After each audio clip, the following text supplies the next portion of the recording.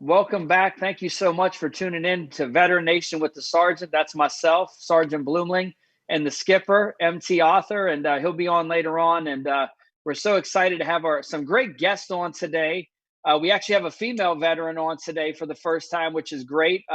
We got to make sure that we hit every demographic and make sure that we get a diverse audience. We want every veteran and their family to feel like this is a show that they can come to and they can relate to. And so if you're someone out there and you feel like, hey, somebody that has a story or you're doing some great things in the community that's veteran centric, just, reach out to us on our NRN Plus, and follow our Facebook page, follow us on Twitter, make sure that you're following my page, Sergeant Bloomling, on Parler. It's also on Twitter, Facebook. You can also reach out to me on LinkedIn as well. But tonight's first guest is Justin Touchette. And he's a Army veteran, and he actually gave up one of his legs for America. He's a true warrior and patriot. And I'm fourth generation military, as everyone knows. And I met Justin just a couple weeks ago. It's crazy how God works things out, but I always feel like God puts the right people into my life at the right time. And Justin, and this is the whole premise of the show, is to get people like Justin on the show to talk about what they're doing, their experiences, and how when they come back here, they're actually trying to be a beacon of hope and light for the community. And other veterans need that.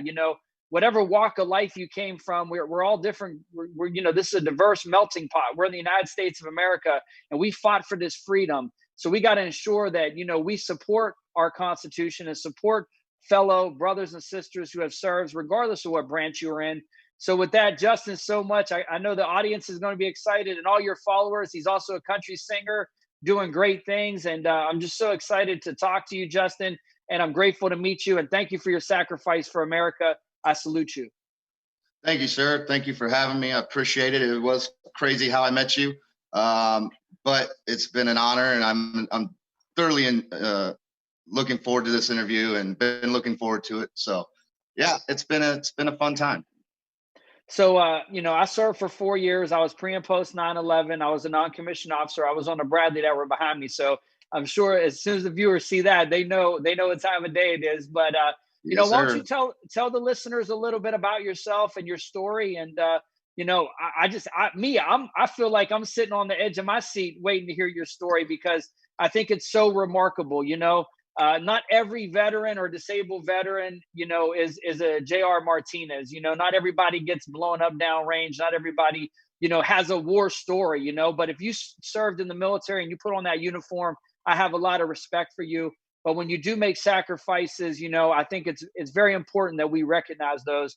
And I think that's what a lot of veterans are missing. They're missing that personal touch. So if you don't mind sharing some of your story. Not at all. So I actually was Air Force first. I joined the United States Air Force in 1999, all the way up until 2005. And then kind of had a little change of career path, decided to join the Army. Was a transporter for a long time. And then I ended up getting injured in Afghanistan in 2008, 2009. And then I had to medically retire in 2011. Took a pretty hard hit, not going to lie. Ended up having 10 surgeries over the course of 7 years, and then I ended up having to give up my leg in 2016. And to be honest, it was hard. I didn't have this whole veterans network like there's out there now.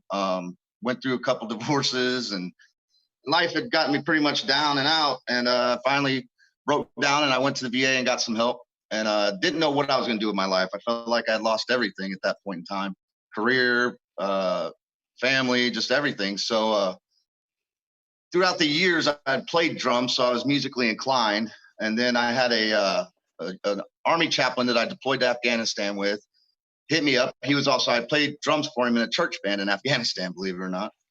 Pretty fun. But he goes, Justin, why don't you pick up a guitar and see where that goes? So 2.5 years ago, I picked up a guitar, and I thought to myself, well, what's a way that I could reach people, especially veterans or just anybody in a whole?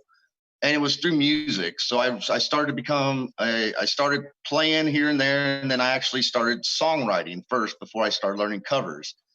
And so it was an interesting experience. I felt that music could pretty much save my life in an instance. So I figured if I could reach them, it'd be that way. And here just a couple weeks ago, I released my first single out on all music platforms. You can find it under my name. And it was called Broken Hearted Fool, which was a great song. It was the first song I ever wrote.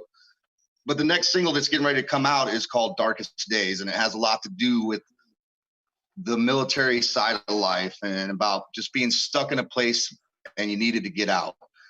And I never in a million years would I have thought that it has led me to where I am. I've gotten a lot of great friends and supporters and fans out of it. And I've had veterans, every time before I play that song, you were actually there the night I played the song. It reaches them, and they come up to me and say, hey man, I needed to hear that, or it's helped out in some way.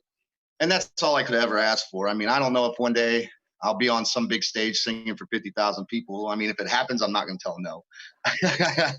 But again, for me, it's about to reach out to them and just give people hope. And with that being said, the Army chaplain that I was telling you about, he also medically retired. And about 2.5 to 3 years ago, we started a program. It was just kind of me and him rolling around the States, seeing vets that were from our old unit and everything, kind of just doing a check-in on them. And it turned out to be something much bigger. So if you guys go on Facebook, or you could type in vetchurch.com. It's just vet church, VET, and then church. It doesn't have to be all religious like that, but Matt is a retired Army chaplain for those that care about that. But it's a group of veterans, and we've gotten over about 3,000 members now. They tune in and watch Matt and I, and we go around doing interviews with kind of like what you're doing here with just any type of veteran or anybody that'll listen, and just kind of being that beacon of hope out there, letting them know that, we're all there for each other, and that we're tired of seeing brothers and sisters take their own lives. And PTSD is a hard thing to struggle with. I mean, I can tell you from experience, and I'm sure many others watching can. So it's been quite an interesting journey, and it's far from over. And but I'm enjoying every minute of it. And the music stuff's coming along great. Unfortunately, because of COVID right now, we had to come off the road a little bit and take time and let things settle down. But as soon as all that's over, we're going to get back on the road and seeing veterans and doing interviews with them and being that beacon of hope out there. And then every July 3rd, we do what's called a veterans pilgrimage through the National Cathedral in Washington, D.C. We've done it for 3 years running. This year, we, of course, had to take a break. But it's a cool thing. Every July 3rd at midnight, we take all the veterans and we walk through the National Cathedral. They get a big tour through the National Cathedral when nobody else is there. And we walk through and play songs of hope. And it's a really, really cool experience. And it's, again, God works in great ways. I wasn't so much a believer until a couple of years ago. And one of those things going through this kind of helped. So it's been awesome and a great experience. And then also, like you said, I have lost my legs. So I've been a beacon out there for those that have lost limbs. And if anybody knows me, I have fun with it because you got to in life. It's a hard time. But I definitely have fun with it. If you've seen it, it's all painted up with the American flag and an eagle. And it gives those hope that life's not over if you lose something like that. And just to have fun with it. And there's bad days too, but that's part of it, and so just know there's always good days after the bad days. Absolutely. I was up in Washington, D.C. last year for Salute to America when I was running for U.S. Congress. And I wish I would have known that about your program. See, this is why this show is so important. How many people go out with you on that July 3rd, and coming into July 4th? Because, that's the kind of thing that Veteran Nation and being on NRN Plus and getting this message out there. And Ryan, the founder of NRN Plus, we just had a great conversation yesterday.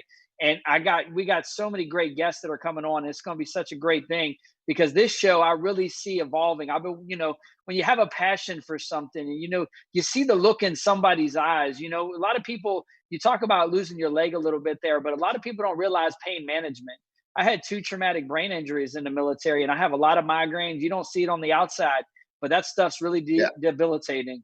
It is. Well, to answer your first question, the first year there was maybe 10 of us. Second year was about 20 to 30. This year we had about 50. So it's been, or not this year, but the year before, it was about 50 of us. So it's been evolving, it's been growing and getting the thing out there. But yes, I mean, it's open to anybody and everybody.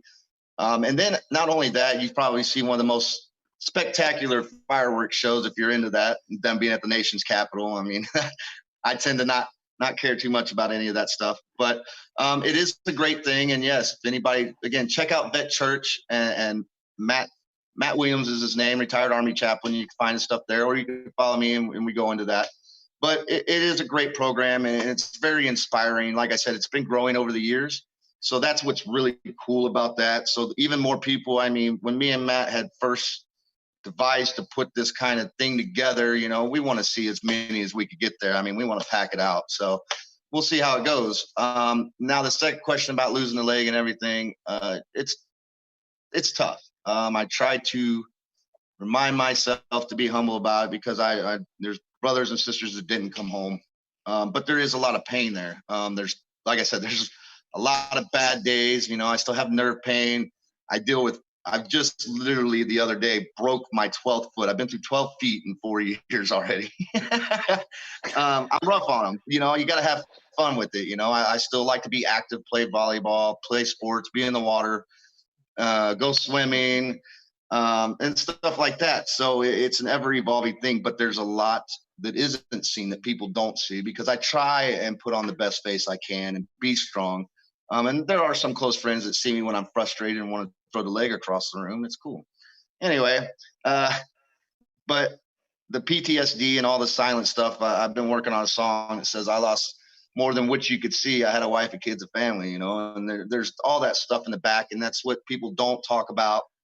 And don't let a lot of people know that sometimes we keep it all in, but it needs to be known, and it needs to be talked about, to be let it known it's okay to talk about it. It doesn't make us any weaker or any more anything else. You know, it's to hopefully talk about it, because I've had, unfortunately, more brothers and sisters commit suicide that didn't want to talk and have hard times dealing with it. And I'm tired of losing them that way. So, and I'm sure as most people out here are. So Absolutely. You know, it makes me sick to my stomach. You know, I really believe in the motto, leave no man or woman behind. And it I agree. really resonates, you know, especially in today's time frame with everything that's going on. You know, our Constitution, America's under attack. You know, I grew up in the inner city. I grew up really tough. I had to, you know, in group homes and foster homes. My father tried to kill me as a kid, and he was old school, hardcore military. And you know, when I was in the military, you know, it's interesting because you know, it like toughens you up, it breaks you down and builds you back up, as everybody knows. But a lot of time in the civilian world, people don't really understand that the struggle and what you go through, and you try to relate to that. You just want to be assimilated and come back and be treated kind of normal. But one of the things that really, you know, helped me is, you know, physical exercise. For a Yep. while, you know, when you're just stagnant, you know, it just makes you feel like, you know, you're worthless, or you can't get out of bed, or you don't feel like getting out of bed. But you know, physical activity for all of our listeners, that's something that, you know, I encourage people to do. It really helped with my disability. It really helped, you know, to transform my mind and, you know, deal with anxiety and depression, because I think a lot of people that are out there that are dealing with TBIs or PTSD, or you know, we're in combat, or you know, even if they were training for combat, anything that, you know, people went through, you never know somebody's story. But one of the things that, you know, another thing besides physical exercise was country music. So it's funny that I met you in Alabama, and I've seen like every country music artist. I love country. I just, you know, I've been to Nashville a lot, and I see you in Nashville doing great things, singing at the Ryman, and I think that would be great. But I you know, actually what's moved up to your Nashville a couple months ago. I wasn't a big fan of Nashville, but you know, it is great for roots music, and I will be there again. Yeah, and music. That's, if I could stress anything else, you know, I'm a big advocate. Not only do I play music, but music was the only constant thing my whole life. And so that was a way for me to release that anxiety and any of that stuff. Not even just playing it, but listening to it. So and like you said, everybody has got to find their niche, or something that gives them back that calm. And sometimes it's hard, but don't stop searching until you find it. Like you said, I tried to take my life. I pulled the trigger twice in a row, and song came on the radio, and the words to it spoke to me at that time. And that's when I went and got help from the VA and said, what the hell am I doing? So, and that's where I'm at. I know that I'll never get that low again. And now my job and what I think God has set out for me to do is reach out to those that were in the same spot I was. And, you know, at the time I was very angry, and why am I going through all this? But I believe he put me through it to be able to talk to others that are going through it, or be able to recognize it and be out there. And so again, it is crazy how we met, and maybe this is the reason why. And I don't have any shame about talking about what I did or didn't do. And so that's where it took a pretty hard strike for me to figure that out. So Well, just hoping that I really believe in authentic leadership model, and that's what I share with people. When I wrote my book, "Bridging the Gap from Soldier to Civilian: A Roadmap to Success for Veterans," it deals with getting your mental health together. It's really important. A lot of people don't understand that our VA healthcare system needs a lot of work. A lot of these things that I'm really passionate about. When you share it with other people and you've actually gone through it, it really means the world to them. Because sometimes you try to talk to somebody and it's like you can't relate, but as soon as you meet another veteran, we can talk, but we aren't in a little silo. We're one of 100 million. I mean, we're few and far in between, and unless they see something on physical on the outside, they don't know that you're a veteran or not. And a lot of people are like, oh well, so what, you served. And so I think yeah. changing the culture and people understanding is really important. But really, there's a lot of veterans out there that need to hear your story, Justin. Whether you had a drug, for me, I saw growing up in my childhood about, the drugs my dad did and the things he did with after the military, that Yeah. I never wanted that for myself, but, a lot of people out there, I, have turned to substance abuse and, maybe they I was need to one of hear them, your and I'll be story. honest with you, I was one of them. Like I said, I kind of grew up a lot the same you did. My mother was an extreme drug abuser, and I thought the same thing. But then, I went to war, came home, and I'm not talking any crap on the VA, but they need some help. And at that time, I turned to other things to try and make life all right. And it was substance abuse, both in alcohol and drugs. And I thank the Lord every day I'm clean from it. But there's some other veterans that go to that stuff, and they when I was going through the mental health part of it, all they want to do was give me pill after pill. And finally, I got to a point where I just said, I've had enough. I lost my mom when she was 49 years old. You could look at her and could swore she was about 70, and she was just heavy on drugs. And I thought to myself at one point, like, well, you know what? I've had enough of this. I've got a lot of life to live. And unfortunate that the VA, I get it. And that there's times I get mad, but like you said, the best we could do is reach out to people and try and go from there and let them know that they're not alone. And yeah, I've lived it more than most. And that hits hard because, again, I don't try and boast out there that I was out there doing drugs all the time and this and that. Things happen and it's the past, and I had to move on from it. And now I talk about it openly, and I don't want nobody's sympathy. It's because I want other people to hear the story and hopefully they could get help because maybe they're not reaching out. I mean, that's the whole thing is right now, there's probably a lot of vets out there that are going through a similar situation. My father died at 52 and he died of cancer, and the drugs just destroyed him. It destroyed my family. I mean, Yep. so many negative impacts, but there are people out there that really need to understand that, look, even when these things happen in your life, what I try to do in my mission is give people hope. I feel like life is a blessing, and Yes. sometimes it's hard for us to understand that. We're going through the things that we've gone through, and life isn't fair. A lot of times, you just got to persevere and you got to be resilient, but sometimes you wake up and you don't feel like doing that.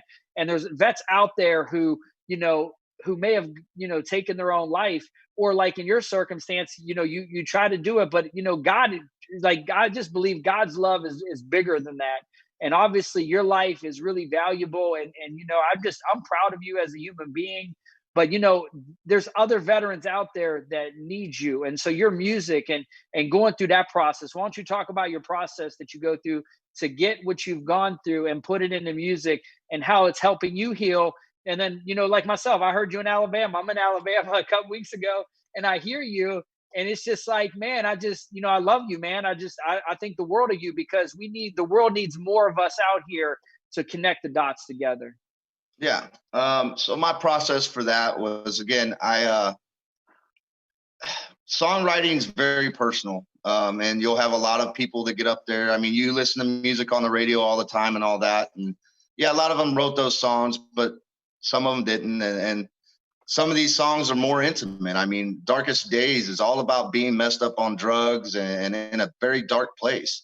And so my process of writing is, I pick up a guitar and I start writing, and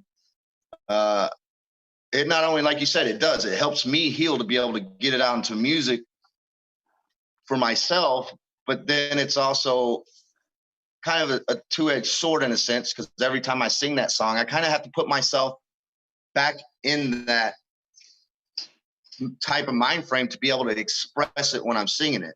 And actually, the time that you were in Alabama, and this is what I love about with music. Yes, I'm a vet, and I'm very advocate for the vets, but I believe in one love for everybody. We had just lost a great musician that week to suicide, and so that song kind of also hit home for that too. So that process again, for it's, you got to get it out there. And I mean, I just played the song again last night. I was playing a show last night, and I had this girl come up to me in tears, and she was a vet, and she was like, "Man, I needed to hear that at this point in time." And I was like, and it kind of still takes me back, and I always try and remain humble to the fact that it is what it is. At the same time, I come home at night and I thank God that song maybe touched them and kept them from going to where they are, and maybe give them an outlet, and it don't have to be music for them, but it's a process for me that it gets it out of my mind. Because, I believe in our mind is our worst enemy, but it gets it out and relates. And then when I'm out there playing it, come to find out, well, just like I always knew, I wasn't alone. There's other people, and maybe that's the other part. It lets them know that they're not alone. And like I said, I don't know if one day one of my songs I'll be playing on a stage in front of 50,000 people, but if I at least reach one, that's all I ever wanted to do. And maybe that one could save another one. And then lo and behold, maybe we save each other at the end of the day. You know what, man? I'm just, like I said, I just think your story is amazing. And, I just think of Lee Brice, My Truck, and that song, and just, there's so much country music does so much. Everybody has their own likes and genres and things like that. But, I look at a lot of people that have done very patriotic country songs, Lee Yep. Greenwood, things like that. And I think that you have that potential to do that. And obviously your heart's in it, and God, has a reason for your life. It's really valuable. But who are some of your country music inspirations? So I love all genre music. I grew up listening to classic rock and all that, but for country, mine would be Aaron Lewis, which used to be the lead singer of Stained. He's probably one of my biggest idols. You ever listen to him sing some of his songs, you could feel that he lived that life, and that's what I love about him. And then, of course, Chris Stapleton is also just a phenomenal story. If you ever actually look into his story, he did not like being on stage singing at all. And now he's one of the most awesomest performers you could ever meet. And he's also one of the best songwriters out there that I've probably ever met. I've been fortunate to met both these guys. But I've also been great to be around songwriters. So down here, I actually live in Pensacola, Florida. You see me on the Alabama side, which, is just a line right there. But the guy that wrote Old Red for Blake Shelton lives down here. You got a guy that wrote Baby's Gotten Good at Goodbye for George Strait lives down here. So I've learned a lot in the 2.5 years of doing this, and met a lot of songwriters that have carried me along the way and been awesome. So I'm a lover of all music. I listen to everything, but country music, it's definitely got more of the feels to it. It's easier for me to get that slower stuff out and put your heart into it, I believe. But everybody listens to, like you said, their own type of genre of music. And so whatever they listen to, I say just find something, and really, even if it's just to breathe, it's a great outlet. You know what? I grew up on, country rock, and then I grew up inner city. So like Tupac, stuff like that. And then in the military, it was always, like Nine Inch Nails, Rage Against the Machine, Stained, Puddles of Mud, Linkin Park. I love Linkin Park. Here goes a tragic story. Linkin Park, I had tickets to see them in DC, and Pennington, he had a laryngitis in the throat, so they canceled the show. So I never got to see him. And then, he went and killed himself. He committed suicide. So suicide is a major problem. I just wrote an article through NRN Plus on veteran suicide. All the watchers out there, listeners, please go out there and check that article out. I really believe that, we can do something to change this rhetoric in this country where, people talk about Black Lives Matter, Blue Lives Matter. I mean, all lives matter. I mean, that's the thing. But veterans' lives matter. I don't hear nothing out here like veterans' lives matter. I mean, it's just like, come on, let's just, where's that patriotism? That's what we need to bring back in this country. And, that's something you could do through your music, is bring that patriotism back. And I think people respond to that very well, regardless of political party. There's a lot of people that hate this country. There's people that love this country. I don't know how you can hate freedom. You and I, we serve downrange in third world countries. It's not a fun place.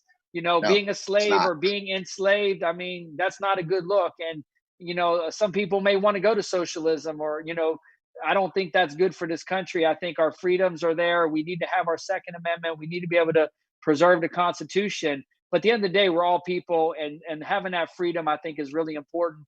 And being able to listen to music, connect with you. How can people go to your show? How can they hear you? Where's your tour schedule? All that kind of stuff.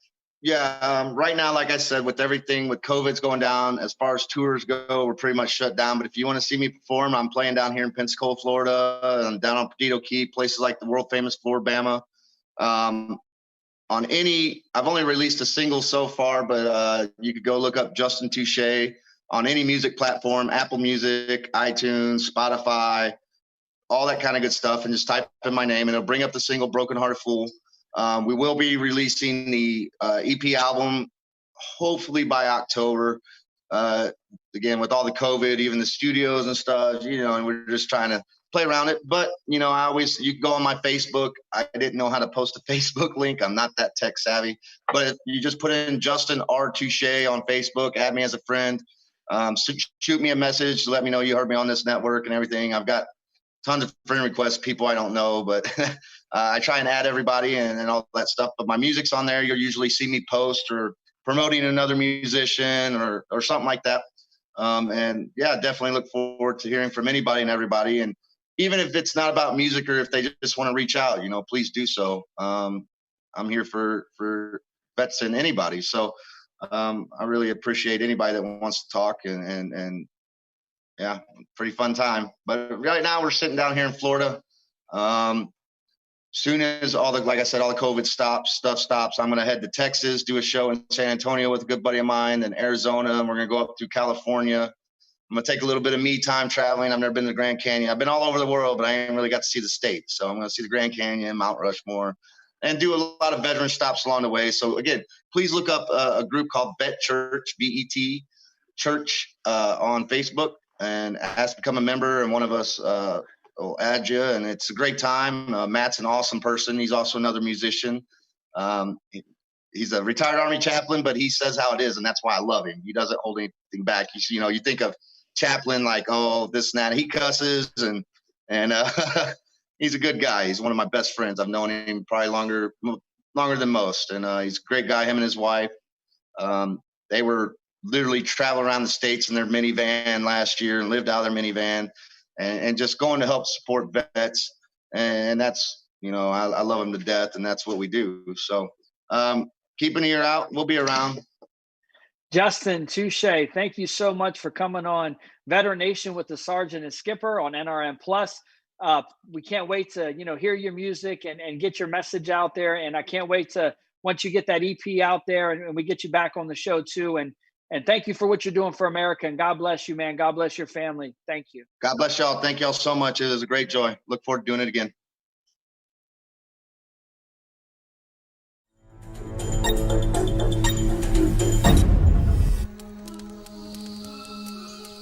Whoa, are you guys seeing this too? Of course, I have it on my phone. Come check it out. Wow, that's a big old pig. Grandpa, record it for me. I already am, Gabe. Pigs aren't the only thing that live out here in the woods. Bigfoot lives here too. No way. Grandpa's Really? teasing you. No, I'm not. Here, take these. I'm gonna go back out and get some firewood.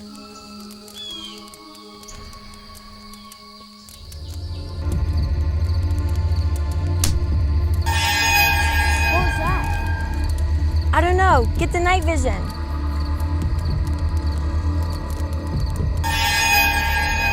Guys, I think I see something. It's Bigfoot. Zoom in. Wait a minute. Bigfoot's wearing boots? It's Grandpa. Oh man, busted. Turn your night into day with Binox. ATN, the future of optics.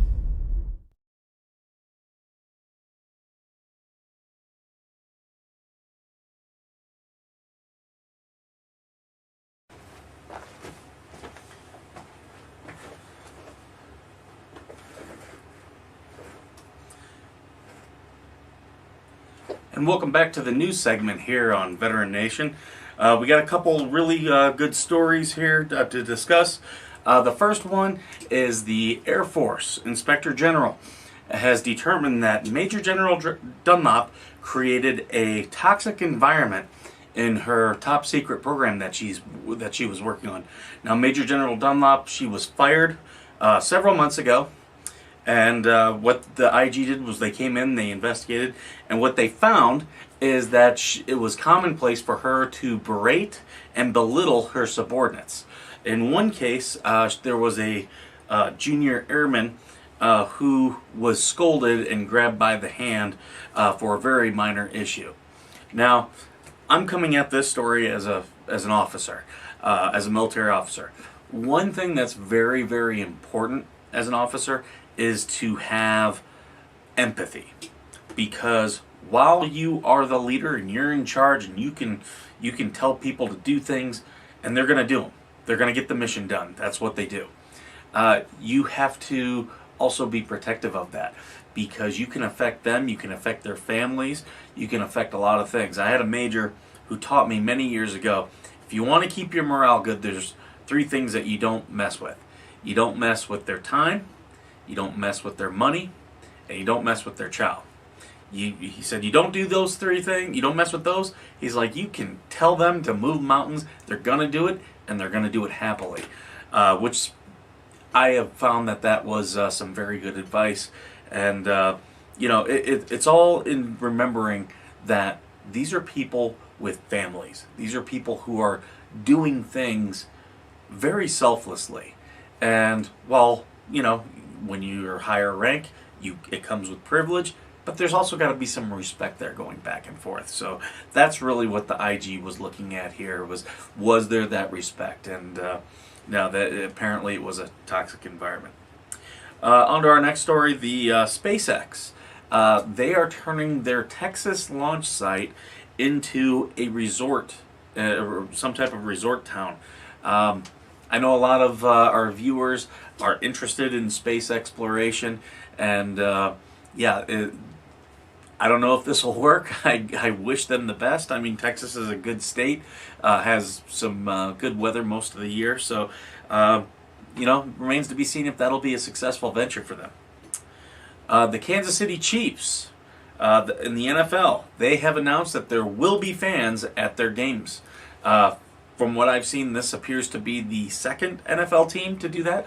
The Dallas Cowboys said that they would have fans.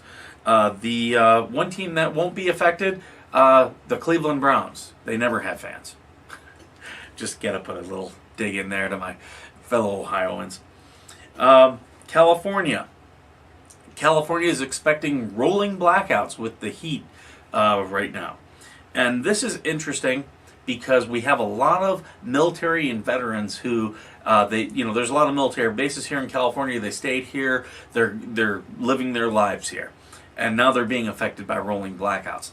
One thing I found very interesting is that California, it's one of the leading states for solar power. There's like 748 different solar power plants here.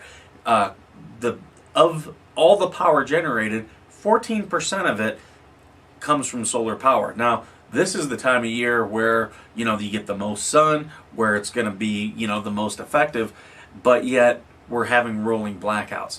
Really, it shows that a lot of these renewable resources are not constant. So they're not going to be an effective replacement. Quite honestly, what we should be looking at doing is moving to nuclear power, because with nuclear power, it's clean, it's also completely sustainable. That's what they've done in Europe, and it's served them quite well. So, it's one of those things that we keep an eye on here because there's a lot of people affected. So, be ready for that. The military is looking to slash its healthcare budget by about $2.2 billion.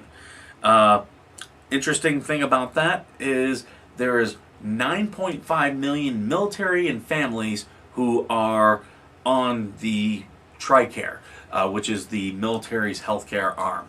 I think what we're going to see with this, I think this is going to be a much bigger story down the road. I think what you're going to see is the military installations that have medical facilities will only end up being for military. Maybe they'll still do some family things like prenatal care, but for the most part, you're going to see families. It happened with retirees. A lot of retirees have been told they cannot come on base for medical facilities anymore. So I think you're going to see that with families as well. I think that's how they're gonna cut that budget. And quite honestly, I don't think that's necessarily a bad thing. I think most times out in town, anyone who's been to TRICARE and been given Motrin knows that you're gonna get way better treatment out in town. So I think that ultimately could be a good thing and a good cost savings. We'll see. The Army and Navy, okay, they're doing something new. And this is actually going to be a very big story in my opinion. What they're going to do is they're going to ban Twitch, and they're starting already. Now, this is a big story because everyone I think understands why they're doing it. They're doing it because of OPSEC. They don't want things that are happening on base getting out into the ether and making its way onto the internet where our enemies can see it. The problem with that is a lot of the young military members coming in, they are gamers. And whenever you have gaming, it's just natural right now. You're going to have online streaming. This is what the kids are doing. This is going to be a big thing. I don't know if they're going to be able to quite hold back the floodgates, if you know what I mean. I think it's going to get to the point where there's just so many that they can't stop it. So keep an eye on that. I got a feeling that'll be a much bigger story as we go forward. I wish the Army and the Navy luck in what they're planning on doing. I understand it. I just don't know if they're going to be effective. For those of you who are watching, here's what I'm going to say to you right now. There's going to be a link, I believe it's on this side, for a new product, and this is a great product. It's through ATN. This is their 4K Ultra HD binos, and the cool thing about this is it does day and it also does night, and it's got a rangefinder. It's got it also comes with a 64 gigabyte SD drive. So really cool. This thing has 4 times to 16 times magnification. It records in HD, gives you bright colors, gives you that good night vision scene. So if you have a neighbor who doesn't always close her curtains, this could be for you. Also, if you have a teenage daughter who's starting to date, this might be the thing for you. But if you go to the link, you're going to get, I think it's $100 off. And it's a really great deal, really something that I could see myself using, a lot of other veterans. This is some of the cool gear that we like. Also, I'm going to give a shout out to a small business owner right now, to David Keck, who runs Keck Investigations. That's down in Tampa, Florida. And what these guys do is, if you use your binos and you think, there's something funny going on with somebody, they can do investigations, they can do background checks, they do counter surveillance, they do criminal investigations, domestic investigations, accident investigations, process serving. These guys do a lot of stuff down there. So if you're down in the Tampa Bay area and you need a private investigator, these are definitely some guys to check out. If you're not in the Tampa Bay area, I would give them a call anyway, see if they can help you in your area, because they could probably even do some things nationally. I honestly don't know, but I do know that they're down there doing a great job. If you want to contact them, you can look them up online, Keck Investigations. That's Keck Investigations. You can also call them at 727-254-1994. Again, that's 727-254-1994. So thank you very much for your support of the show, and best of luck to you gentlemen down there.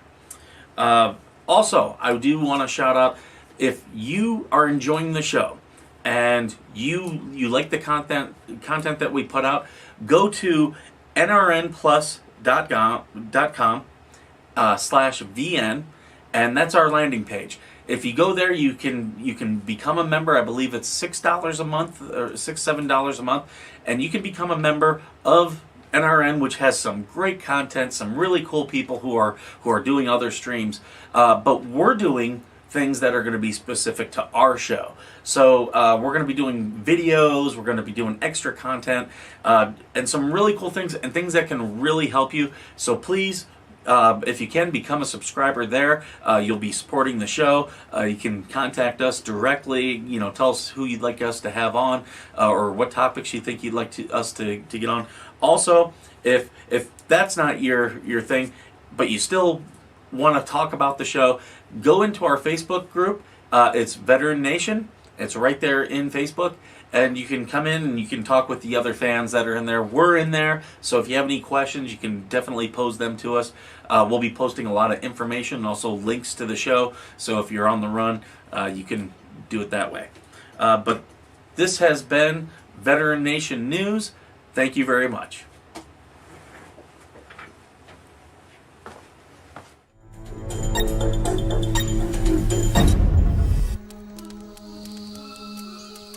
Whoa! Are you guys seeing this too?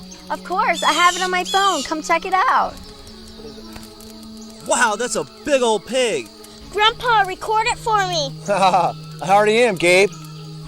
You know, pigs aren't the only thing that live out here in the woods. Bigfoot lives here too. No way. Grandpa's Really? teasing you. No, I'm not. Here, take these. I'm gonna go back out and get some firewood.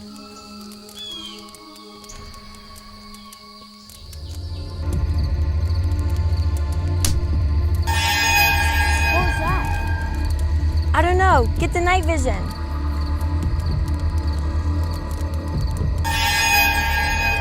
Guys, I think I see something. It's Bigfoot. Zoom in. Wait a minute. Bigfoot's wearing boots? It's Grandpa. Oh man, busted. Turn your night into day with Binocs. ATN, the future of optics.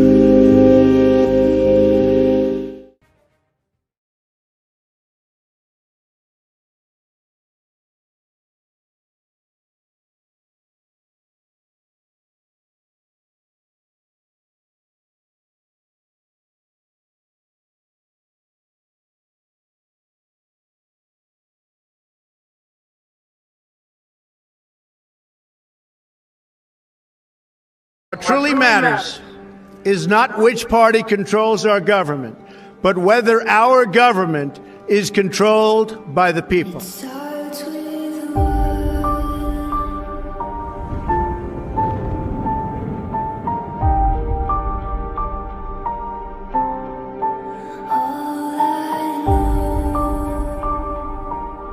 For too long, a small group in our nation's capital has reaped the rewards of government, while the people have borne the cost.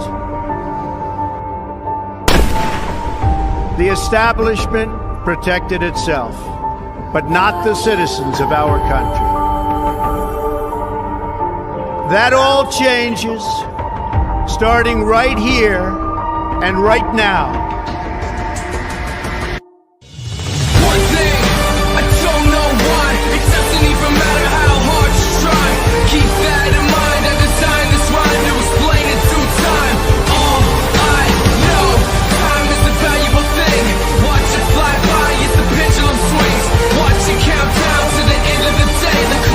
Life away, it's so unreal. Look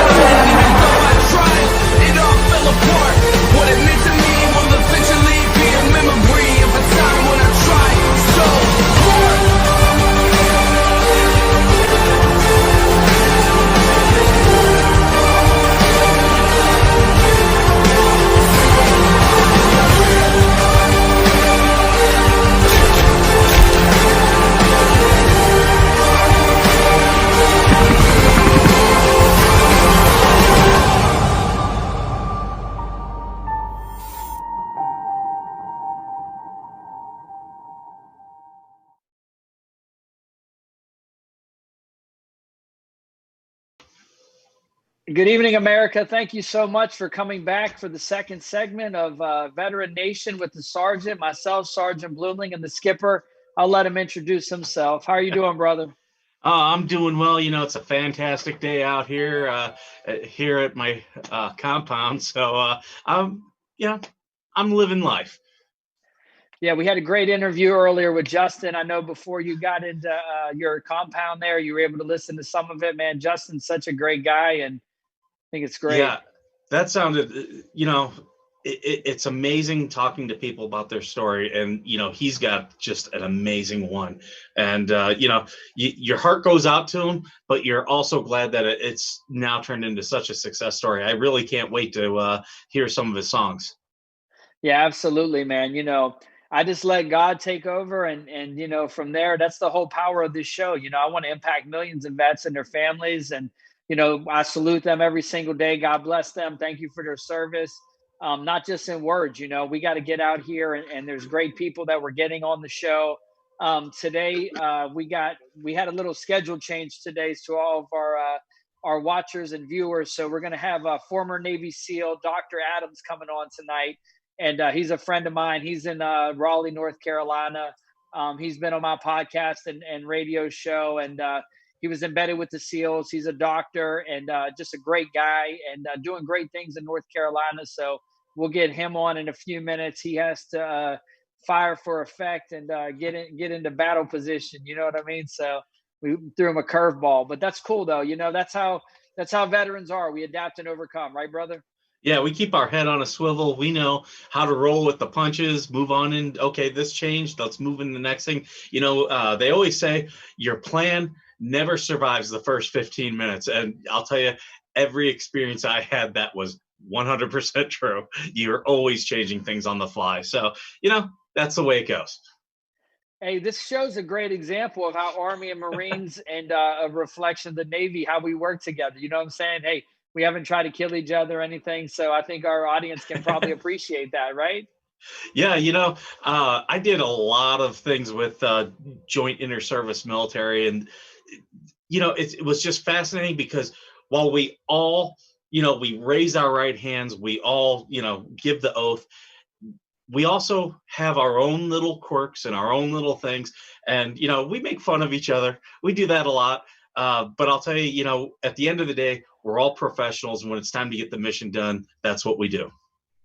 Absolutely. While I wait for Dr. Adams to get on, I remember we go to the field and, we come back and we had a lot of, I'll tell you what, a lot of people, Justin was from Alabama, right? Or he's in Alabama on the Florida-Alabama line, which is such a cool place. I mean, the Florida-Alabama line, it's not just the song that's Kenny Chesney put out there, the Florida-Alabama line, but man, that bar down there and just, it's amazing. But we used to come back from the field in the military and they used to write on people's card, roll tide, roll.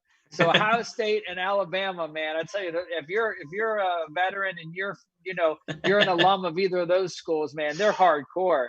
And when I was in the military, I was just like, man, that was obnoxious. I felt bad for people. They come back and roll tide, roll is written on their cars. I mean, that's just hilarious.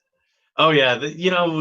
There's certain things that you get people from all over the country, all over the world, actually. I mean, I went to boot camp with a guy who had just got off a boat from Cuba like 3 months prior, could barely speak English, but he knew he wanted to be a U.S. Marine.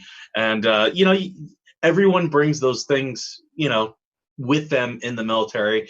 And, it's just such a great melting pot because I'll tell you, I met people from places around the world I knew I would never go, from cultures that I probably would never have interacted with had I not joined the military.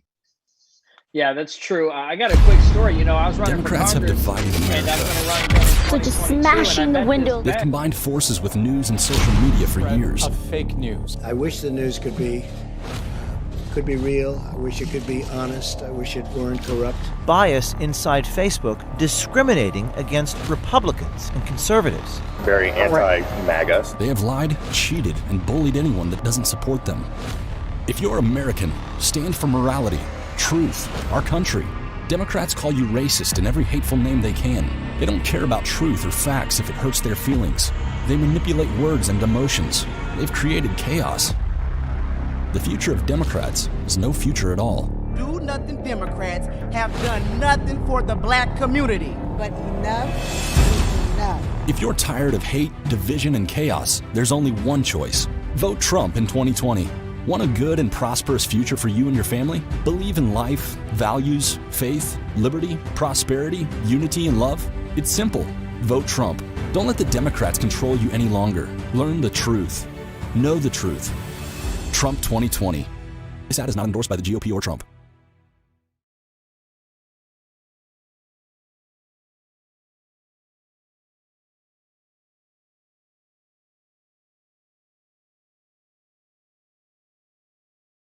What truly matters is not which party controls our government, but whether our government is controlled by the people.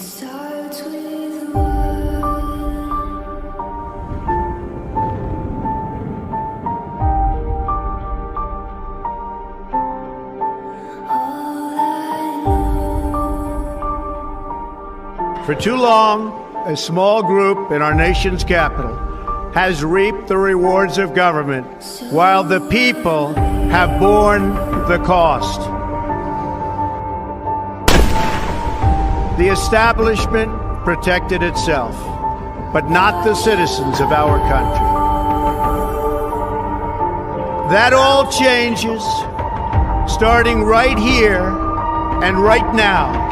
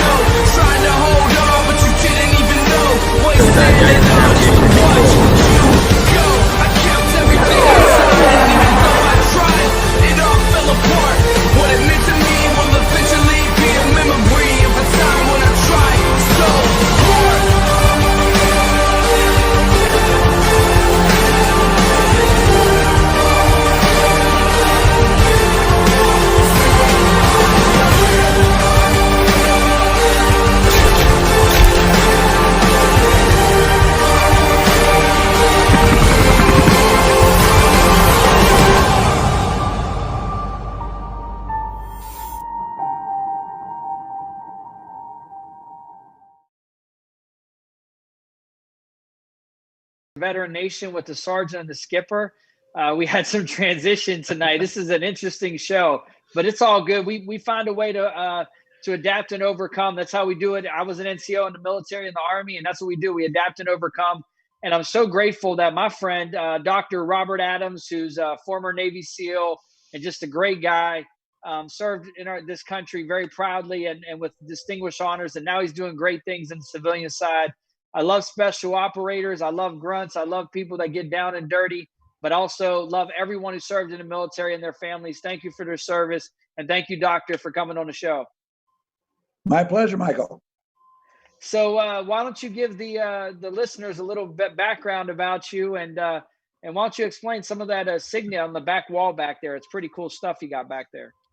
So, my background is somewhat unique in that I am a third-generation Naval Academy graduate, fifth-generation career military, and my grandfather was a three-star admiral superintendent of the Naval Academy. But when I graduated from the Naval Academy, I wanted to go into the SEAL training. It was not available to me. It was available to my classmate, Eric Olson, who went on to be our first four-star Navy SEAL. Good friend, good story. But I drove a destroyer for a year and a half, and then they let me into SEAL training when I went and joined Bud's Class 81, which was in 1975. The result being we had 70 men in our SEAL class that started, and 11 of us that graduated, 8 officers, of which 3 of us graduated. And we're all very close today. As a matter of fact, you see by the bald head and gray hair, that was 45 years ago. we just had our 45th reunion online in a Zoom conference similar to this. Everybody came. All 8 of the surviving members of my class were there. We've lost 3 men, and their 3 widows joined us. 2 of our instructors were there. It was just a wonderful, wonderful event. But what I did is I did my job as an officer in the SEAL teams. Ended up being the class officer for my SEAL team class. Went into East Coast and West Coast SEAL teams and stayed with them until 1987, active and reserve.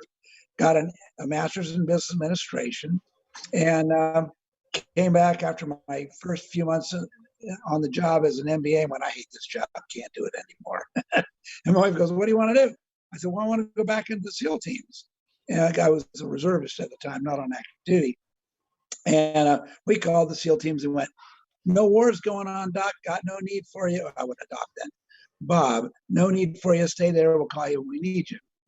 So life goes on, and I come back and say, this MBA thing ain't going to work out. It's all about, dollars and no morals, and I miss the guys. So she said, well, what do you want to do? I said, well, this is going to sound silly, but I want to go to medical school at 36 years old. So this conversation happened 3 years before the reality occurred. At 36 years old, I entered Wake Forest Medical School as a brand new 2nd lieutenant in the Army, because the Navy offered me a 3-year scholarship and the Army offered me a 4-year scholarship. And I went, I got 2 kids, got to make the money decision here. And I took the Army scholarship, took off. Now wait for this. This is really cool. Took off my Navy commander's hat, which is an 05 in the military, and became an Army 2nd lieutenant, started all over again to go to med school. Which by the way was a great deal for me, because they paid for 4 years of Wake Forest University Medical School. Ended up doing my residency in Washington State at the best family practice program in the Army at the time. And, the rest was history, because what happened, I graduated, asked for duty where I could jump out of airplanes. Because, I've been a parachutist in the Navy SEALs, and I've been on the Navy jump team doing free fall demonstrations. And the Army goes, well, we only have one place in the Army that we jump out of airplanes, and that's Fort Bragg. I went, send me. So we ended up in Fort Bragg, where I was lucky enough to spend the rest of my Army career there until I retired in 2006. And the fun part of this story is an Army uniform is allowed to display major qualification badges from other services. So I had my Navy SEAL patch on my left breast and an Army uniform. And people come in and look at that and go, what the heck is that? I go, well, you don't see that in the Army very much. That's Navy SEAL insignia. So about 6 months after I showed up in Fort Bragg, my SEAL buddies there grabbed me. We're jumping out of airplanes together, free fall mostly. And the Delta Force guys come knocking on my door. And I go, hello. Sir, we just want to ask you if that thing on your uniform is real, because if it is, we want you to come play with us. And I said, well, it is, and don't bother me, I'm busy. So, what? Because I had just graduated my residency training.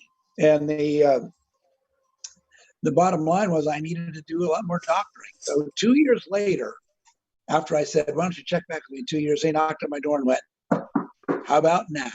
And I went, now's good, let's go play.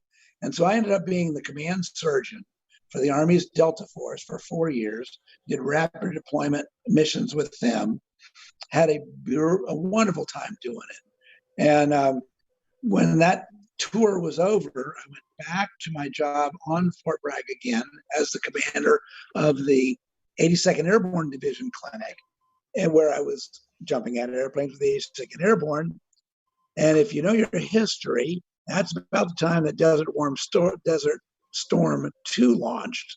And I get a call from my 82nd Airborne guys going, want to go to Iraq? I go, do I have a choice? They went, no. Well, then where are we going? So I ended up going to Iraq with the 82nd Airborne in 2003 and 2004. And I mean, you asked for the story, so I'm telling it. No, I love it. This is great. Yeah, awesome. Every time I meet you, I get more of the story. So this is great for us. So it was an interesting experience for me, because I am not ashamed to tell you that I had just made full bird colonel, because at Delta I was a major, then lieutenant colonel, and when I left, I had been selected for colonel.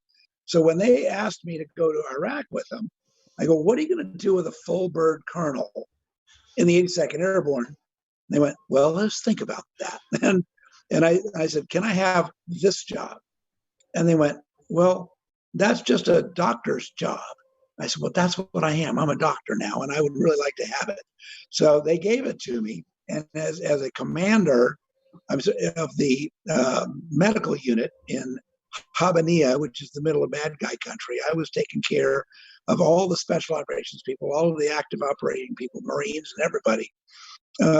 And the reason I say I'm not ashamed, I wanted that job because it was the last time that a doctor was going to be able to go to war for 6 months. All the other jobs after that were going to be 1 year long. And I went, "Give me the 6-month job." And so I went over there, did an amazing had an amazing experience, because we rolled into the very, very first part of the war, and I had to take over a bombed out airfield in Abaniya, where all we had was stone buildings with no windows or doors. And they said, "Turn it into a clinic and an emergency room." Oh, okay, I can do that. And we hired local contractors, and we took these bombed out buildings and turned them into a clinic and a emergency room with mass casualty capability. And sadly, I will report, we had to deal with mass casualties while I was there. But it was without a doubt the most amazing experience I've ever had as a doctor, prior to that time or ever since, because, medicine in a war zone sucks. There's no other way to say it, because you deal with the worst, things that you can imagine. And my special operations time was gone, so I'm dealing with, young medics at 17 and 18 and 19 years old in a war zone, having to go out on, overnight missions. And I had a young kid who was the exact same age of my son, who kept saying, Doc, it's my turn. I want to go on the next mission." I went, "No, not yet," because I kept thinking, I'm not going to send you to war at 18 years old if I can avoid it. And about that time, a helicopter was hit with with a rocket-propelled grenade, only less than a mile from our compound, and I had to launch all the medics, and he went with him. And I gathered my docs, and we prepared for a mass casualty. And about half the people on the helicopter were killed, the other half came in as casualties, and we took great care of him. When this young 18-year-old came back, he walked by me with this 1,000-mile stare, and I go, "Young man, I'm not going to use his name. How are you? How you doing?" He just stops and looks at me. He had to refocus and figure out who I was. And he goes, "Hey, Doc, that was not what I expected." And I've never forgotten that, because it's just this 1,000-mile stare of a kid who suddenly had to do his job up close and personal with multiple casualties. And it didn't turn out to be as fun as he thought it was going to be. So no, it's not. It's not. It's not all GI Joes that people see and they glorify in movies and on TV. It's not Rambo. You're out there with a knife and you're cutting people down. It doesn't work that way. This stuff is real world, and that's why we started the show on New Right Network Plus, NRN Plus, to get this information out there. I mean, your story is just extraordinary. I mean, every time I talk with you, it just it's a really an extraordinary thing. Now, my dad was in the Navy and Army too. So, and back then it was more, a common thing. Now I think it's a little bit less common, but it does happen where people serve in different branches. But the experiences you have and the knowledge base and everything you did, and just, it's really commendable. But, the great thing about it is that people need to hear those stories. People need to understand and relate that, in a time of war, like they call it the fog of war, as everybody knows, the civilians may not understand that, but in the fog of war, that's why you have that training, and you're trained to do a certain job. And when you go out there and you execute that job, sometimes it might not be as the training, you know what I mean? You're not just dragging people back and, doing a fireman's carry, you might be bringing back whatever's left of that human being. And I think it's a great honor for this country, and it's something that we need to continue on. It's not all the glory all the time. Sometimes it's a lot of the wear and tear and the emotional, the mental. What's the mental aspect that you've seen since you've got out of the military, doctor, and coming back here on our veterans? Because you're a great advocate. We've talked about this a lot. You're doing a lot of things in North Carolina. Thank you for what you're doing for our veterans, because we need these stories out there. So you fed me the perfect lead in, because the stories do need to be told. And I just published my second book. See if you can see it here. There it is, Swords and Saints, A Doctor's Journey. It's coming out an audiobook in 5 days from now on August 25th. This book tells the story of that young man I just told you about. And it's such a moving experience to write down what happened. And that's why I wrote it. The story needed to be told. And I told his story of heroism. I told the stories of heroism of the doctors that worked with me. And, I look back and I go, oh my God, I just can't believe the people did what they did. The one chapter that really echoes what you're saying is, we're not trained as a doctor at war, to fight a wartime environment. We're taught to, go into work and come home at 5 o'clock and be done. But when you suddenly find yourself in the middle of a war zone, and amputations and major injuries are coming in, and gunshot wounds, it's oh no, I've got the knowledge, I don't know how to apply it. Let's learn on the spot. And one of my chapters in that book talks about a 2 o'clock in the morning phone call. I'm in this, bombed out building that we've rebuilt into a clinic. And I get a call saying, hey doc, we got an ambulance en route to your location with a multiple gunshot injury in it. And he's a bad guy. We shot him, but you need to save him. And I had to really process that. Roger that. I got it. I'm a doc. We're Americans. This is what we do.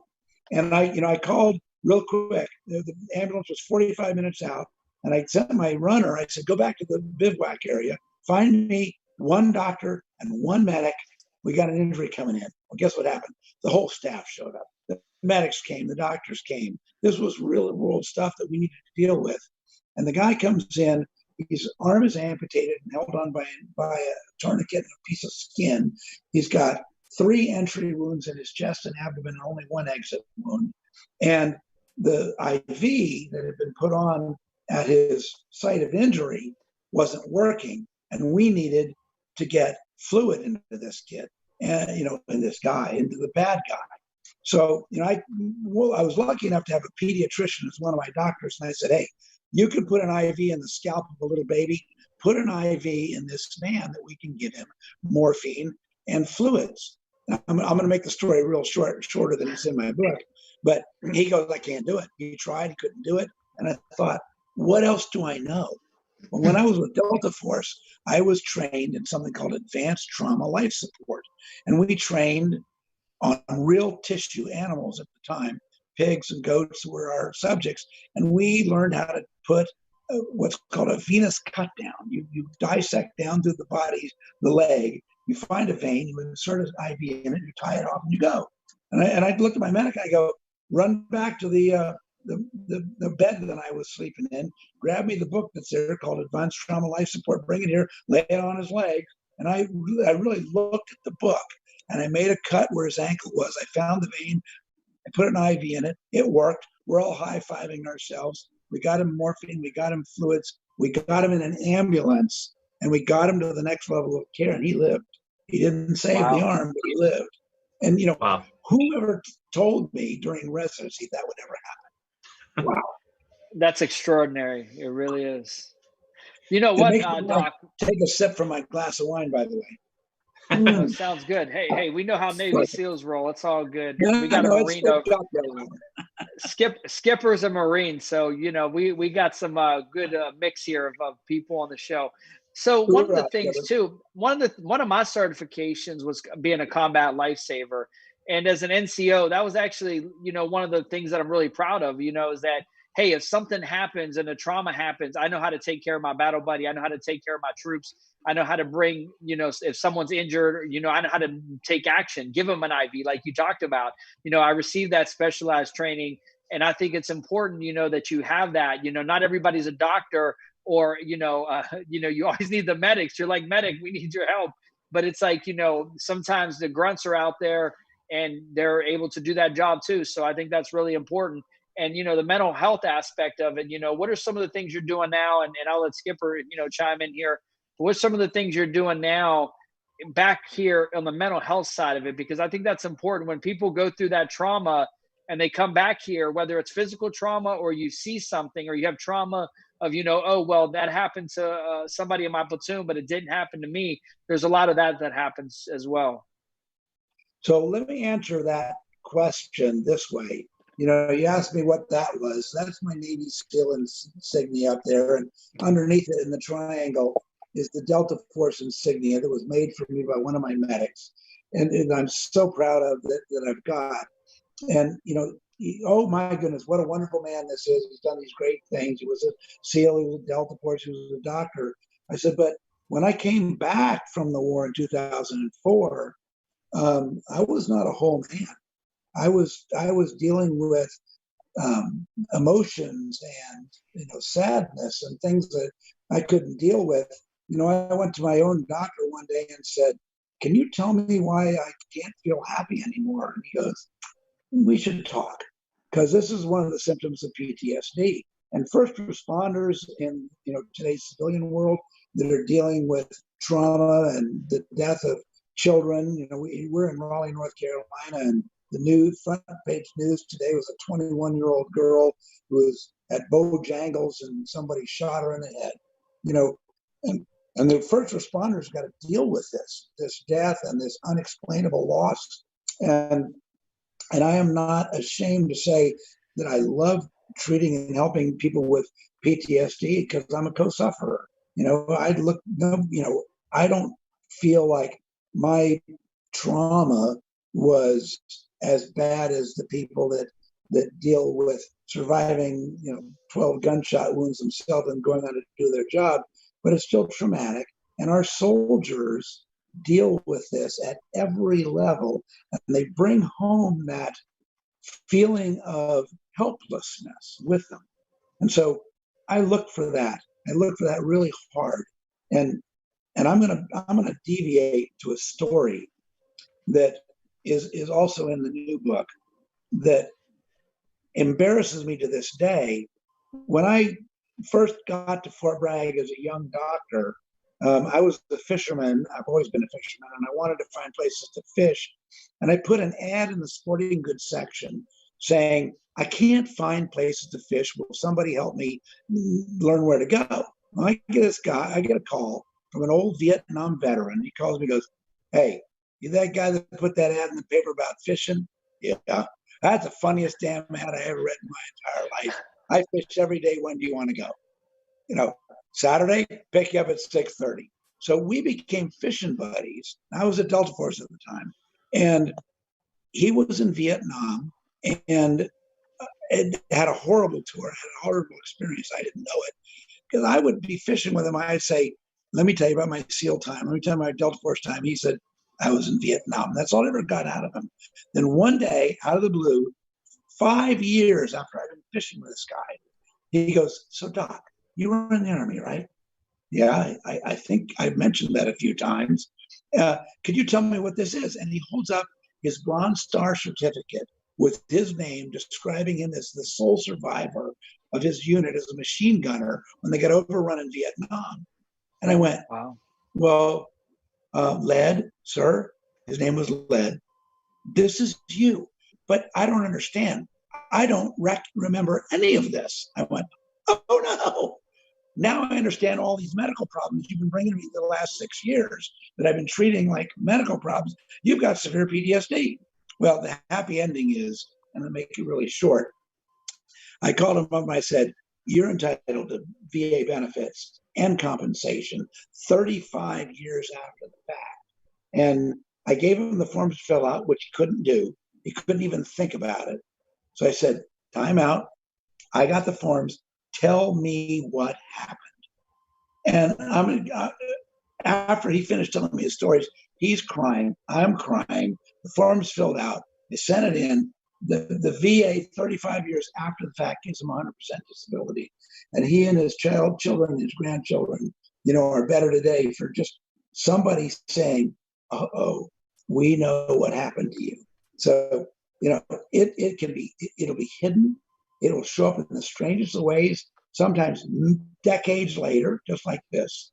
And, if you know a veteran that's having trouble and he's not strong enough to admit that he's having trouble, get him to a doctor that cares. Send him to me. I'll take care of him. Absolutely. A lot of things that you touched on there. We're all three of us here. We're all veterans, but we all have a diagnosis of PTSD. And, a couple things that I've noticed is, in my case and in so many others, it was another veteran who first said, you need to go talk to somebody because you have PTSD. So that is so common. And the good thing is it's us looking out for us, but we have to constantly be reminded that, even though that person, we know that as a veteran, we might not know their story, but we all know that there are common things that we need to look for. So I really appreciate you sharing that, because that's so much of what we're trying to do on this show, is get people to realize that, hey, it's not a bad thing to ask for help and to go to someone and just say, I trust you. What can you do for me? Well, yeah, I'll give you a similar, forgive me, Michael, but, I have one of my classmates from Navy SEAL training who went through training as an E2, which, for those that don't know the military, is about as low as rank as you can have, and go through any advanced training. And his last tour of duty was commanding officer of SEAL Team 8 as a full bird commander selected for captain, and he's having trouble now in his retirement, and I'm trying to help him. And the last phone call I had with me, he said to me, Bob, I'm so embarrassed to ask you for help. And just like you said, don't be embarrassed to ask for help. Exactly. And mine were 2 TBIs. I don't have PTSD. Mine are I had 2 traumatic brain injuries in the military, but no problem. Thank you for the shout out, Skipper. But a lot of people are dealing with TBIs and PTSD, and it's really difficult. It deals with depression, anxiety, and you talk about mental health. And just because you're going through that doesn't make you a bad person, or that, that's the good thing about being a veteran and helping other veterans. And that's why mentorship is so big. But we also need advocates out there that are fighting in the community every single day. Not everybody's on Fox News every day. Not every veteran's in Congress, but there are people out there who want to make extraordinary changes. And that's why I look to God, and I think God puts such an emphasis. Like, you met that Vietnam veteran, and look at that, and today, we had Justin Touchette on earlier, and I met him in Alabama a couple weeks ago, and he's a country music singer, and he tried to commit suicide and pulled the trigger twice. And there was it didn't fire. What causes that? There's things that happen out here that are miraculous. And I think getting these stories out there are amazing. And your story, Doctor, is definitely amazing. And, I still want to get back to what you're doing now for vets, because, it's extraordinary, but it's like you were meant to be on the show tonight. And, that's how the world works. Sometimes one thing doesn't happen, but something else. So somebody tonight needs to hear what you're doing for veterans now. So why don't you expand on that? Yeah, I know you're writing books. That's how we connected, through LinkedIn. I've published 3 books. You've published books. And thank you for what you're doing to help other veterans, because I think that's the most valuable thing that we take away from our military service and our leadership, is to giving back to other people. Thank you. I spent a part of my afternoon today with the board of directors, of which I am one, of a brand newly opened Veterans Life Center here in the Durham-Raleigh area of North Carolina. We just opened a $9 million facility that is going to house 100 veterans, male and female, and help them transition from wherever they are to wherever they need to be. And this was so funny. It took 10 years to happen, and we kept asking the state of North Carolina to help us. And out of the blue, because of the work of, veterans that cared about just exactly what you said, Michael. We need to help. The state of North Carolina said, here's 8 acres of land, $8.9 million, build it. And it opened this month. And we're gonna enroll our first 24 veterans, 12 men and 12 women, on the 1st of September. And it just makes my heart skip a beat when I think about the impossible odds of us having pulled this off, and then did it. And just I want to say thank you to all of the donors that made it happen, because we asked the state and they came through. But operational funds were necessary, and we needed private donors. We had a local credit union that handed us a check for $1 million on the day we opened. Wow. For the veterans that work in this area in Butner, North Carolina. So anybody who lives in Butner or Virginia or North Carolina and they want our help, come. But private donations have been coming in. People care. They know that the sacrifice our veterans have made. And, because of that, and just Michael, like you and I met, I had another board of directors invitation to be on a Institute for Medical Research, which is spending millions of dollars researching medical advances that can help our veterans. And I'm honored to do these things. It's so much fun that people will look at you and go, maybe you can help. And every single, you and everybody that's listening to this broadcast have an opportunity to share the skills they have for people in need that give us the peace to sleep safely in our beds at night. Amen. I think that's so fantastic. And I got a quick story here, but it's on the flip side of that. I've been working for over 20 years. I'm 4th generation military. I've been working for over 20 years fighting for our veterans, because I believe they're the fabric of this nation and their sacrifice should never be forgotten. But there's other high-level veterans out here, and you see sometimes where their focus gets a little bit skewed away from the what's happening. But I was talking to another veteran about writing a leadership book with a couple other veterans, and this will stay with me for the rest of my life. And so, it didn't work out. Then he went on to write a leadership book. He's a known name in America, and I'm high speed, low drag out there doing what I'm doing, and I never stopped. Well, I was up for a job, and I asked this veteran, so I said, hey, can you write me a letter of recommendation for this job? And he said, well, all I know is that you wrote a book on military transition for veterans. I don't know what you do for veterans. And that's the kind of thing that stuck with me. And that's why I ran for U.S. Congress, and I'm going to run again, because we have to get our stories out there. And what you do for our veterans, it's like to say to another veteran out there, there's veterans out there who are in need. It's not about just, having a verified account or selling books or being on a TV show. My heart is in this, and I love our veterans. And I saw what happened to my dad after Vietnam. He was on the USS Kitty Hawk, and I saw the transformation in a negative way about what he went through. And I don't want any other veteran to go through that. So when you hear these stories like yours, Doctor, it's like, hey, you know what? Some things are big. You just created this big infrastructure in North Carolina for veterans that you're going to impact over 100 veterans and then probably more for generations. But if you're in the community and you help one person and you served in the military, thank you for your service. You don't have to write a book. You don't have to, be on TV. You don't have to have a verified Twitter account to be famous or to be some Navy SEAL super fighter. It's great that we've had these opportunities to do the things that we've done for this country. But that selfless sacrifice, it's what those other veterans, what they don't have those opportunities, what we can give them. And I think our stories can continue on in perpetuity forever. And I think that, Robert, what you're doing, Doctor, is extraordinary. But what you're doing after your service is just way more important. And I think a lot of veterans that their lives are going to be changed is just fantastic. Well, I hope you're right. That's why I get up every morning.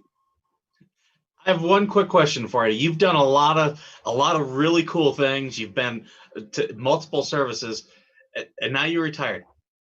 Is there anything you miss? Oh my gosh, yes. I'm gonna switch around. I don't know if you could. Now you really can't see it in the background, but hanging on the wall back behind me is is the poster. It's blurred by the light of 2 Medal of Honor winners of Delta Force that were in Mogadishu and fast roped in to save a pilot, and they gave their lives in the process. I miss men like that. The wife of one of those men wearing the Medal of Honor winner posthumously was my nurse in the clinic, and you can't work with people of that quality and not miss them. It's just an amazing group of people who, just like the 18-year-old man who said, "Send me to war," and then he went, that wasn't fun, but he's a better man for it. He's doing well. He grew up, and nobody can not miss the camaraderie that comes with a military organization, Army, Navy, Marine Corps, Coast Guard. They're just a camaraderie. Absolutely. I appreciate you coming on the show, especially last minute, but we just talked the other day. We're going to continue talking, but one of the things I believe about Veteran Nation, but really it's really about veterans being united. There's a lot of organizations out there and there's a lot of duplication of services. We really need to combine resources. For example, this center's in North Carolina. If another state wants to duplicate that, or if they have something similar, we should be sharing resources. What I see happen in our veteran space is that it's a money grab, and a lot of people are fighting for dollars instead of trying to take care of the veteran and their families that are dealing with PTSD or TBIs or trying to get the care that they need, or they have a substance abuse issue, or they have a mental health issue. We have the Mission Act right now, where if you're not being seen in 20 days, especially with COVID, these hospitals in the VA, they should be taking care of our veterans and their family members. And so I believe that, and also expanding care for family members. What do you feel about that, Doctor, in closing? So, in closing, we owe a debt to our freedoms that cannot be repaid easily, but it must be repaid. So, we've got to do exactly what you just said. Recognize every day that the safety that we enjoy is a safety that's been paid for. And, give a little here, give a little there, give of your time, say thank you to the veterans that have served. And what will come of it is a safer and better America for our next generation. And where can people get your books? Where can they go to learn about the center? Where can they get all that information? Okay, plug for first book, Navy SEAL book, was about my training, called 6 Days of Impossible. A Doctor Looks Back. This is me trying to figure out why only 11 out of 70 of us made it through military training. But it's really a book about success and failure. It turns out the more you fail, the more likely you are to succeed. Both of these books are available on Amazon and Kindle, and as of August 25th, audiobook for both of them. So, check out Amazon, check out audiobook, look for Robert Adams and 6 Days of Impossible or Swords and Saints, and you'll find my books. And, I'm really proud of them because they're a labor of love. Absolutely. Absolutely. Writing is definitely a labor of love. And what about the Veteran Center? Where can they get that information? So Veterans Life Center, VLCNC, Veterans Life Center, North Carolina, .org. Wonderful website, lots of information. We're accepting applicants. We'll take somebody that's getting out of jail, by the way, because veterans, get out, they're not being helped. They go to jail for being stupid. And when they get out, they go, "Where now? We'll take you." Drugs are not allowed, and certain problems are not, not an entry or are an entry obstacle. But we'll take you from Raleigh, North Carolina, Washington State. Come see us, because what we've done in North Carolina is going to be replicated by the Veterans Administration in all 50 states in the country. We're just the first ones to do it. Fantastic. That's awesome. Well, thank you, Dr. Adams. God bless you. Thank you for what you're doing. Thank you for your service. And let's keep helping one more veteran, as many as we can help. Thank you, Michael. And you got my vote. God bless you, Doc. I appreciate you. Thank you for coming on, Doc. Tip my cap to you. Thank you. Who? Hey, Skipper.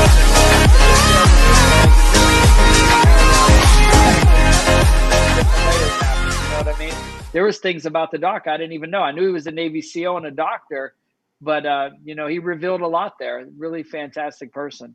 I'm really glad that we're getting people on this show who want to tell their stories, because they're important stories that need to be told. And I'm glad that Doc's writing about it, because you know, are you guys for future seeing this generations to Of know course, I have it on my phone. Come what check it out. they've done is important.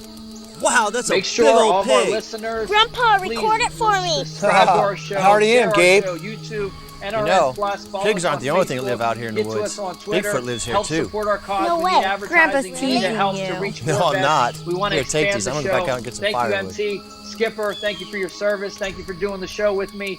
God bless America. God bless our brave men and women. And we're going to get more veteran women on here. We had a woman scheduled today. She wasn't able to I come don't know. on, Get the but night we definitely vision. want to highlight our women veterans. My sister's still serving. So I salute them, and we salute our men. Guys, we salute I everyone who think served. I see God bless something. America. And It's thank you. Bigfoot. Zoom in. Wait a minute. Bigfoot's wearing boots? It's Grandpa. Oh man, busted.